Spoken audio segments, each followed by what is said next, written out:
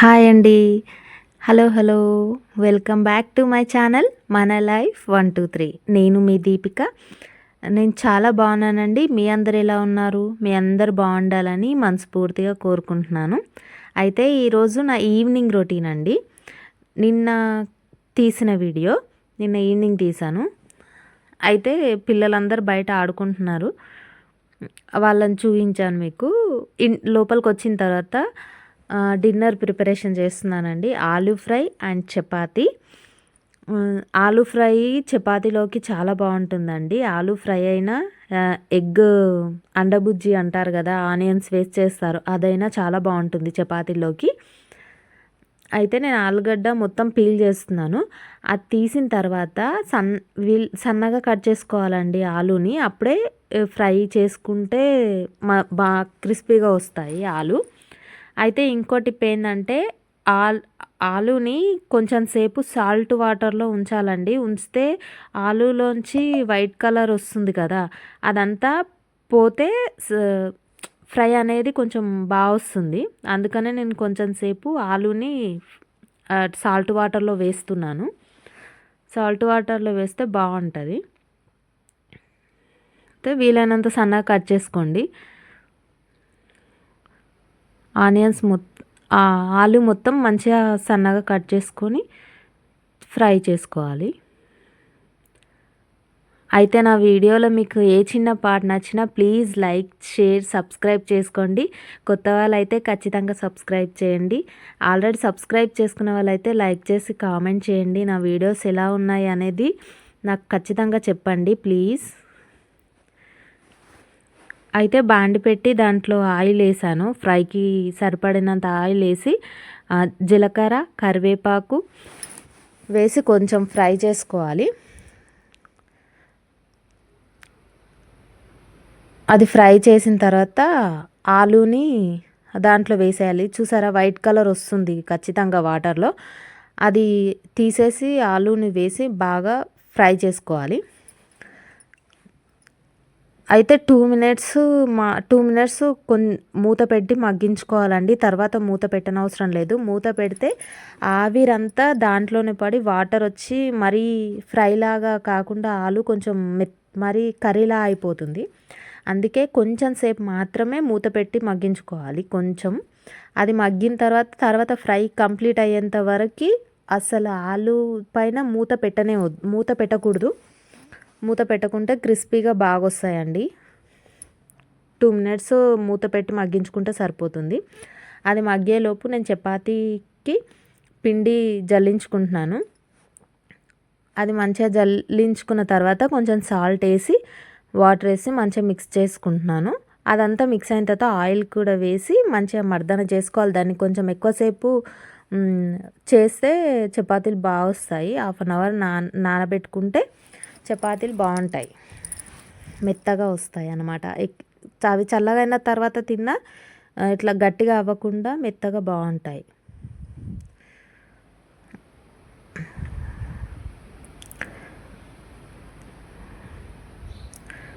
అది బాగా కలుపుకోవాలి చపాతీ పిండి.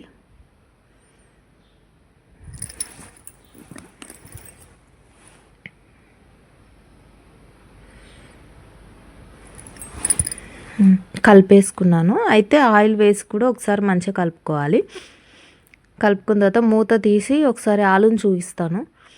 అది కొంచెం మగ్గినట్టు అయ్యాయి కదా, దాంట్లో ఒకసారి మంచిగా కలుపుకోవాలి. తర్వాత మూత పెట్టకూడదండి. మూత పెడితే ఏంటంటే వాటర్ అంతా దాంట్లోనే పడి కర్రీలా అయిపోతుంది, ఫ్రై చేసినట్టు ఉండదు. అందుకే మూత పెట్టకూడదు. అందులో అల్లం వెల్లుల్లి పేస్ట్, పసుపు, సాల్ట్, మీరు తినే కారాన్ని బట్టి కారం వేసి మంచిగా కలిపి వదిలేసేయాలి.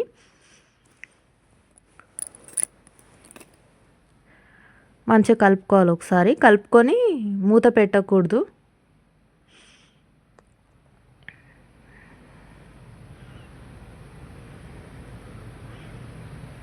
మంచిగా మిక్స్ చేసుకోవాలి.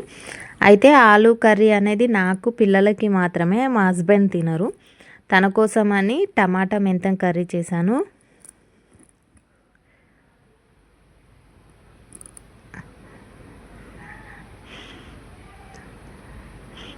ఆలోపు నేను టమాటాలు కూడా కట్ చేసుకున్నాను. రైస్ కడిగి పెట్టేస్తున్నాను. కర్రీ అయ్యే టమాటా కర్రీ అయ్యేలోపు రైస్ కూడా నానుతుంది. నానితే రైస్ బాగా వస్తుందండి, పొడి పొడిలాడుతూ. కడిగిన వెంటనే పెట్టేస్తే కొంచెం రైస్ కొంచెం లావుగా అనిపిస్తుంది. కాబట్టి కొంచెం సేపు అయినా నానితే బాగుంటుంది. ఈలోపు నేను టమాటాలు కట్ చేసుకుంటున్నాను. చూసారా, ఫ్రై పైన నేను అసలు మూత పెట్టలేదు, అది అలాగే వదిలేయాలి. మధ్యలో మధ్యలో కలుపుకుంటే సరిపోతుంది.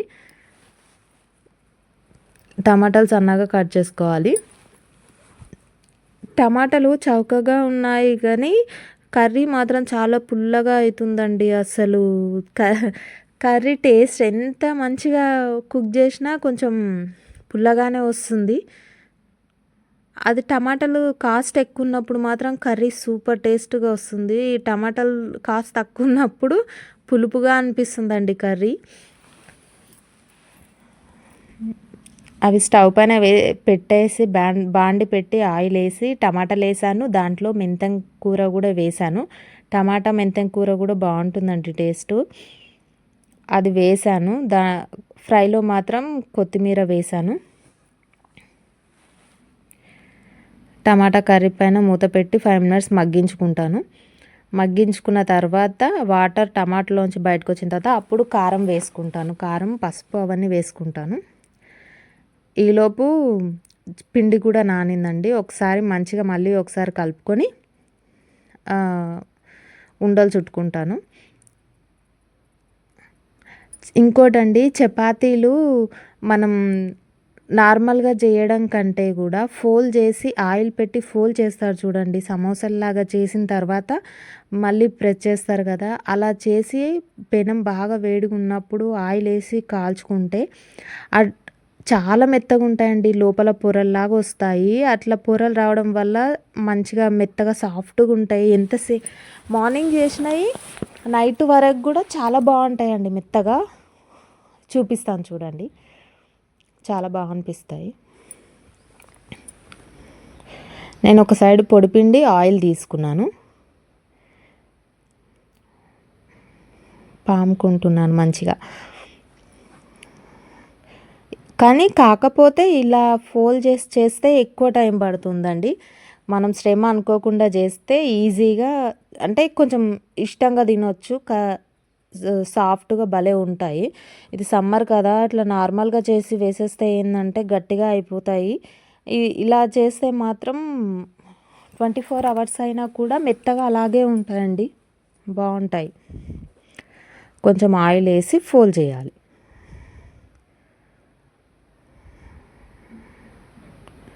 ఇట్లా ఫోల్డ్ చేయడం ద్వారా మధ్యలో పొరలాగా వస్తుంది, చాలా మెత్తగా ఉంటాయి. మళ్ళీ కొంచెం పొడిపిండి జల్లుకొని చేసుకోవాలి, సరిపోతుంది. ఈలోపు ఆలు ఫ్రై కూడా దగ్గరికి వచ్చింది, అందుకే చపాతీలు చేస్తున్నాను. మా పిల్లలు మార్నింగ్ లంచ్ బాక్స్లోకి చేయమంటారండి చపాతీలు. కాకపోతే ఇప్పుడు హాఫ్ డే స్కూల్ కదా, తొందరగా వెళ్ళిపోతున్నారు. మార్నింగ్ అస్సలు కుదరదు, అందుకే ఈవినింగ్ చేస్తున్నాను. ఈ చపాతీలు ఇవి చేసేలోపే నా టైం అంతా అయిపోతుంది మార్నింగ్. అట్లా ఇంత లావుగా ఉంటే సరిపోతుంది, మంచిగా పొంగుతూ మంచిగా వస్తాయి.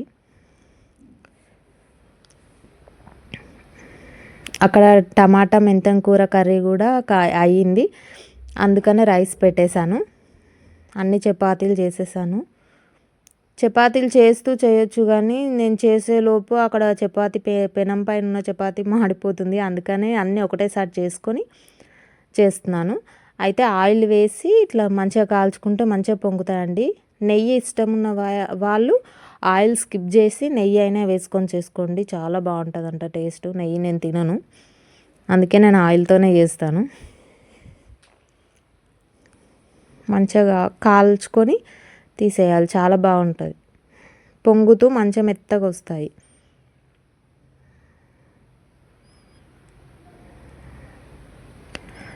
అలా పొంగుతూ ఉంటాయి.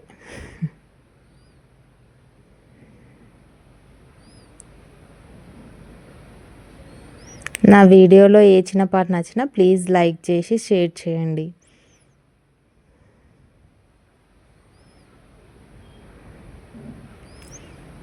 అన్నీ అలానే కాల్చుకుంటున్నాను. ఆల్రెడీ మా పిల్లలు ట్యూషన్ నుంచి వచ్చేసారు. ఆకలేస్తుందంటే నేను ఇక్కడ చేసి అక్కడ ఇచ్చేస్తున్నాను. వాళ్ళు తినేస్తున్నారు. మార్నింగ్ తొందరగా లేస్తున్నారు. ఈవినింగ్ ఎర్లీగానే పడుకుంటున్నారండి. ఎర్లీగా పడుకొని మార్నింగ్ తొందరగా లేస్తున్నారు. అందుకు వాళ్ళ కోసమనే నేను తొందరగా డిన్నర్ ప్రిపరేషన్ చేశాను.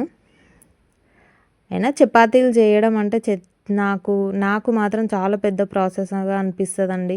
అవి చాలాసేపు టైం తీసుకుంటాయి. అందుకని వాళ్ళు వెళ్ళిన తర్వాత ఇంట్లో పనంతా కంప్లీట్ చేసుకొని చపాతీలు చేయడం స్టార్ట్ చేశాను. నేను ఆ చపాతీలు కంప్లీట్ కానేలేవు మా వాళ్ళొచ్చేసారు. వాళ్ళు తినేస్తున్నారు. అయితే మార్నింగ్ లంచ్ బాక్స్‌లో హడావిడి ఉంటుంది కాబట్టి నైటే నేను అన్నీ క్లీన్ చేసి పెట్టేసుకుంటున్నాను. రేపు మార్నింగ్‌కి కావాల్సిన వెజిటబుల్స్ కూడా అన్నీ కట్ చేసి ఫ్రిడ్జ్‌లో పెట్టుకున్నాను. అలా పెట్టుకోవడం వల్ల మార్నింగ్ హడావిడి ఉండదు. ఈజీగా కంప్లీట్ అయిపోతుంది పని. మనం వీడియో చివరికి వచ్చేసామండి. నా వీడియో నచ్చితే ప్లీజ్ లైక్ చేయండి, సబ్స్క్రైబ్ చేసుకోండి. సబ్స్క్రైబ్ చేసుకోవడం అస్సలు మర్చిపోవద్దు.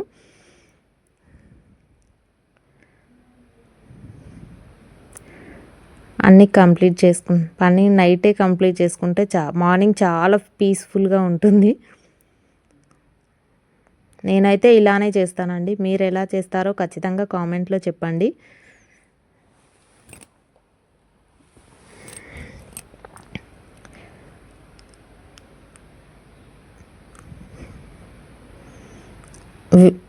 సామాన్ మొత్తం క్లీన్ చేయడం కంప్లీట్ అయిన తర్వాత స్టవ్ అన్నీ నీట్గా క్లీన్ చేసి పెట్టుకున్నాను. రేపు మార్నింగ్కి కావాల్సిన వెజిటేబుల్స్ కట్ చేసి ఫ్రిడ్జ్లో స్టోర్ చేసుకున్నాను. నాకు మార్నింగ్ ఈజీగా వంట కంప్లీట్ అవుతుంది. అంత హడావిడి ఉండదు. నేను ఎప్పుడు ఇలానే చేస్తానండి. మార్నింగ్ కావాల్సిన వెజిటేబుల్స్ అన్నీ నైటే కట్ చేసి పెట్టుకుంటాను. కొంచెం ఫ్రీగా ఉంటుంది. ఇంతేనండి ఈ video. Thank you so much.